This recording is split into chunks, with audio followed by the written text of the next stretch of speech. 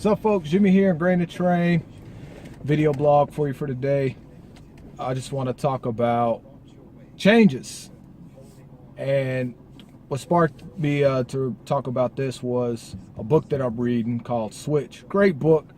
It talks about how to change when change is hard, and I feel it's a perfect topic to talk about, because when people are trying to get in shape, trying to lose weight, trying to put on muscle, they're trying to make change, trying to make a lifestyle change.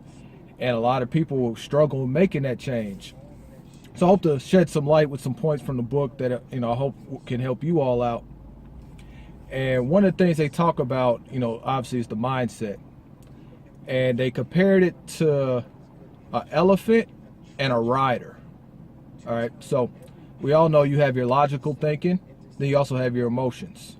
Well, they say the rider is your logical brain, and then the elephant is the emotions. So you think of elephant, you think of something that's really big, massive, powerful, really should not even be controlled by a human at all in the scheme of things.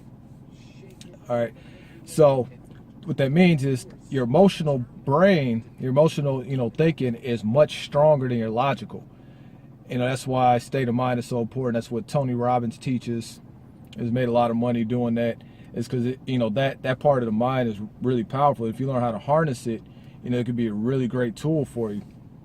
So you got the elephant and you got the rider. So think about health, for example.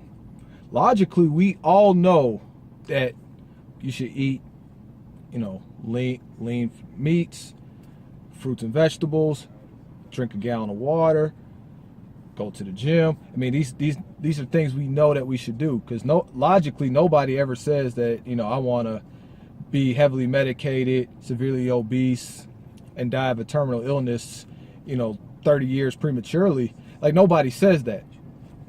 All right, so why is it that you know what to do but you don't do it? It's because the emotional side isn't aligned with the logical side. Just like the elephant and the rider. If the rider doesn't have the elephant on the same page as him, he can't control it. So the elephant would do whatever it wants and it'd be chaotic. So you have to be on the same page, the same accord.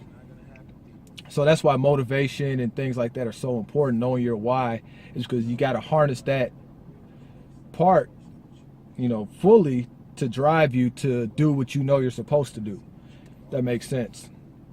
So again, you got to really attack the why. Why do you need to do better? What's going to happen if you don't make changes? Ask yourself, if you can't stick with a workout plan, but you need to lose weight, ask yourself, well, what's going to happen 5 years from now if I don't make these changes? Your answer should probably scare you. If you stay on the same path of, eating bad, not working out consistently, not taking care of yourself, what do you think is going to happen 5 years from now? All right, 2 years from now? It should scare you, because this health stuff is real. All right, so you got to get the emotional part down to go what you logically know you should be doing. All right, so hope that makes sense. Another thing they talked about was a lack of clarity is another reason why people struggle with change. A lot of times people will get called lazy because they can't stick with something that's new or different, and they wind up quitting. And their argument is that it's not laziness, but it's more so lack of clarity. Here's what I mean by that. So when somebody is going about something new and they really don't know what they're doing, it takes a lot of energy from them.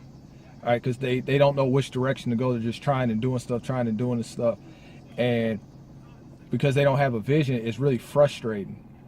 All right, and it takes so much of their energy doing something new, no guidance, and they get frustrated and quit, which is understandable.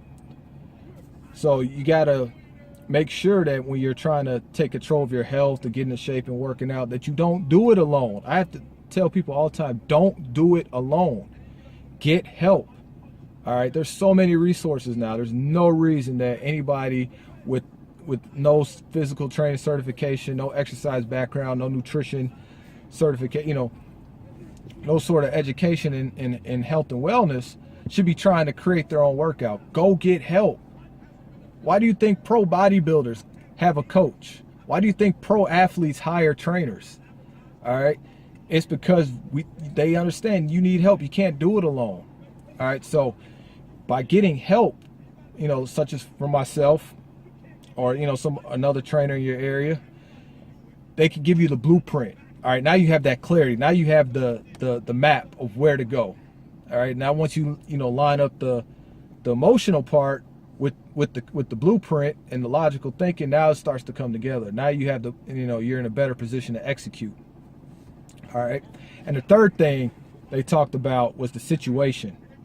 All right. Nothing changes if nothing changes. Meaning, a lot of people say they're going to start eating better, but they keep junk food in their house for whatever reason. Sometimes, they have kids or their spouse isn't on the same page with healthy eating, so they keep bad stuff in there. Problem with that is, if you have bad things in the house, you're going to be tempted. And you're only going to be able to fight the temptation for so long. And just like the lack of clarity, it's going to be draining. Willpower is only going to last so long. When you're tempted, you're going to give in. It's just going to happen. So what you need to do is change the situation. All right. If you're trying to eat better, you need to keep nothing but the foods that's going to support your diet in the house. All right. When you go to work in the office, you need to have your meals made ahead of time and your snacks, and keep it with you. All right. So then you can't be swayed by somebody's office party or goodies or anything, because you have your food with you. You have to change the situation. All right. If you're going to have to get a gym membership, pack a gym bag the night before. Again, change the situation. Nothing changes, nothing changes.